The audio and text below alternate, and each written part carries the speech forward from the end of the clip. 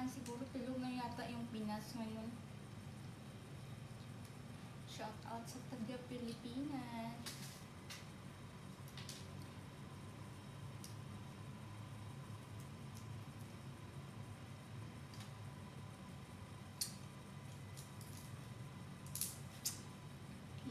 Yeah, bakit slow connection? So, ayan, shout out to everyone.